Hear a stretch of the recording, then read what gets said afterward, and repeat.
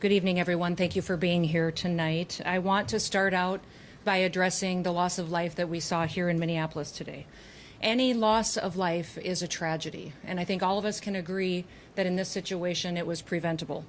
I've spoken to the President today on the situation here on the ground. I also just got off the phone a little while ago with Governor Walz and spoke to him as well. I want to reiterate first with all of you the facts of what happened today. At 10:25 a.m. Central Time, Immigration and Customs Enforcement were carrying out lawful operations here in Minneapolis. Because of the adverse weather that Minneapolis has seen in recent snow, one of the vehicles became stuck and ensnared in the snow. Law enforcement were attempting to push out this vehicle, and when a mob of agitators that were harassing them all day began blocking them in, shouting at them, and impeding law enforcement operations.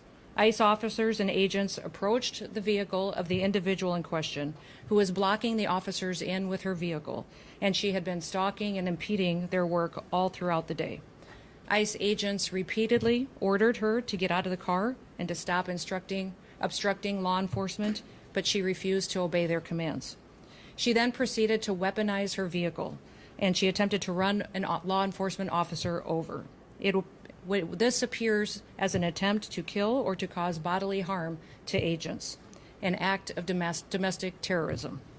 The ICE officer, fearing for his life and the other officers around him and the safety of the public, fired defensive shots. He used his training to save his own life and that of his colleagues. He was treated at a local hospital, has been released, and is now with family. I encourage the American people at this point in time to pray for him, but also to pray for the deceased's family and her loved ones. Today alone in this country, there have been 4 different domestic terrorist attacks on federal officers by the ramming of vehicles. 3 of them happened here in Minneapolis.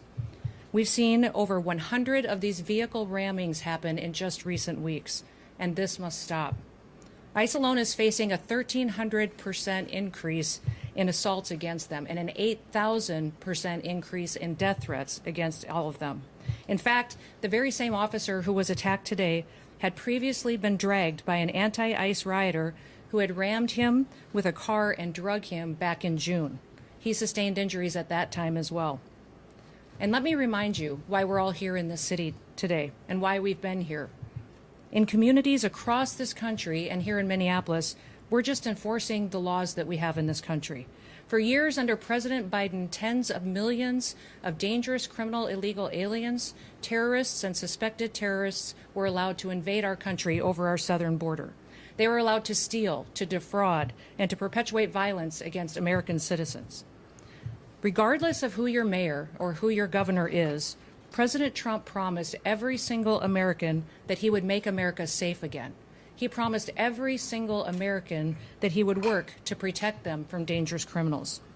Since Governor Walz has been in charge of Minnesota, we have seen homicides go up by over 50%. That's also during Mayor Frye's tenure as well. Since President Trump took office, Governor Walz has released over 470 violent criminals back onto the streets here in Minneapolis.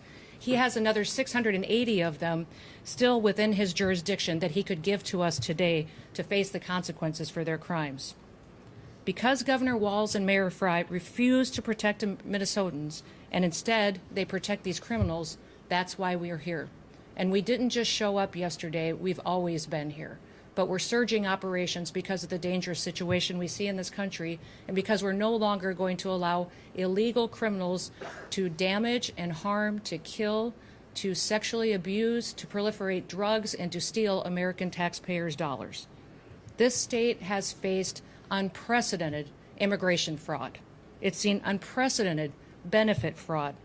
Individuals were allowed to come into this country and set up fake companies and fake nonprofits and divert billions of dollars away from American citizens and those vulnerable citizens who truly needed the services from those programs.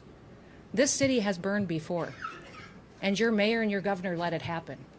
President Trump is not going to let that happen. He and our federal law enforcement officers are here to bring peace and to bring public safety and to ensure that criminal activity is stopped and that people who perpetuate it will face consequences.